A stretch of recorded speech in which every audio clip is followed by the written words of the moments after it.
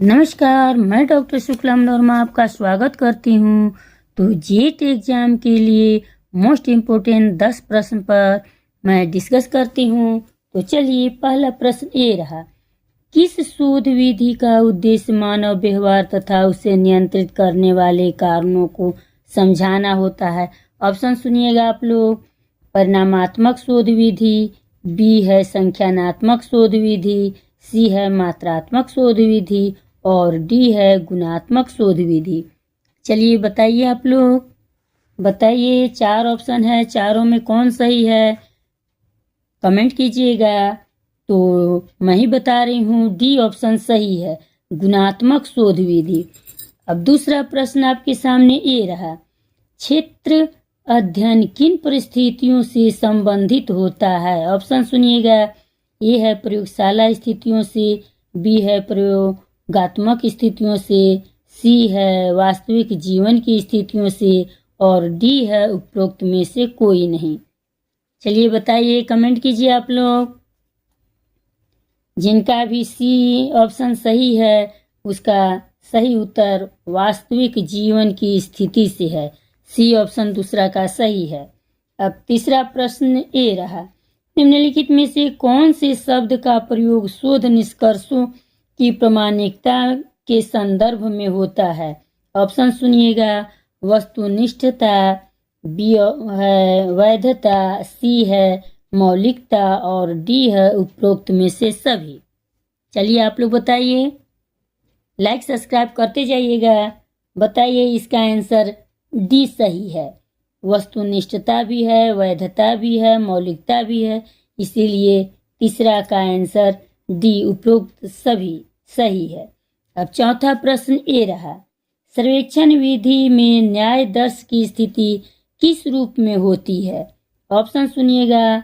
ए है अचर, बी है अनिवार्य, सी है आंशिक और डी है इनमें से कोई नहीं।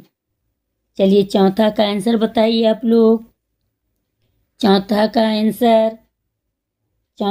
आंसर बी सही है, अनिवार्य। अब प्रश्न आपके सामने पांचवा ये रहा, किस शोध विधि में सूचना सांख्यिकी रूप से प्राप्त होती है। ऑप्शन सुनिएगा, ध्यान दीजिएगा।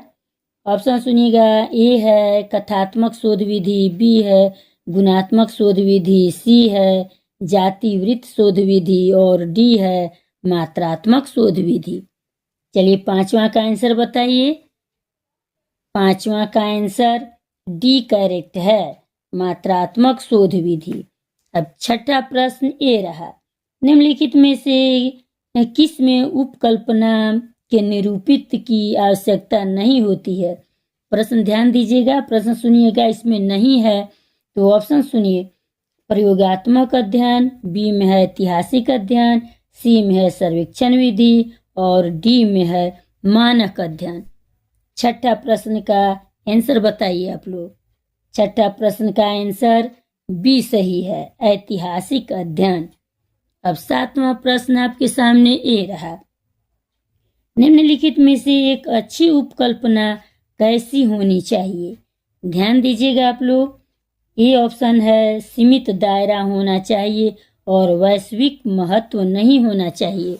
बी ऑप्शन में है ज्ञात तथ्यों के साथ विधि पूर्वक विशिष्ट और अनुकूलन होनी चाहिए। सी ऑप्शन है यह इस तरीके से तैयार की जानी चाहिए जिसका प्रदत्तों द्वारा परीक्षण किया जा सके और डी ऑप्शन है उपरोक्त सभी। बताइए आप लोग, कमेंट कीजिए।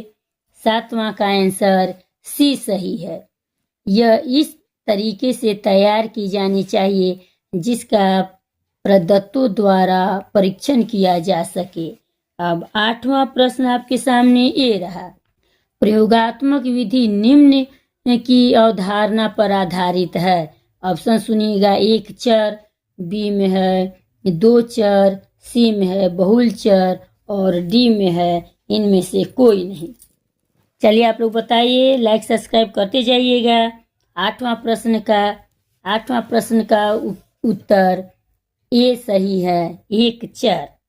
अब नौवां प्रश्न आपके सामने ये रहा, प्रयोगात्मक अध्ययन किस पर आधारित होता है?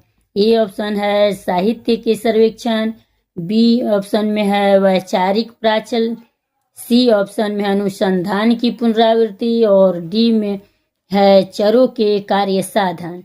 चलिए कमेंट कीजिए, 9वां प्रश्न का आंसर बताइए। 9वां प्रश्न का आंसर डी सही है, चरों के साथ कार्य साधन। अब 10वां और लास्ट क्वेश्चन है आपके सामने। 10वां प्रश्न सुनिएगा, कार्योत्तर शोध का अर्थ क्या है? ऑप्शन सुनिएगा, ध्यान दीजिएगा आप लोग। ए ऑप्शन में है घटना की संभावनाओं को ध्यान में रखते हुए शोध किया जाता है, बी ऑप्शन है घटना के पूर्व शोध किया जाता है, सी ऑप्शन है घटना के बाद शोध किया जाता है, बी में है पूर्व शोध किया जाता है और सी ऑप्शन में है शोध के घटना के बाद शोध किया जाता है और डी ऑप्शन में है घटना के साथ साथ शोध किया जाता है। चलिए आप लोग बताइए, कमेंट कीजिए, लाइक सब्सक्राइब करते जाइएगा।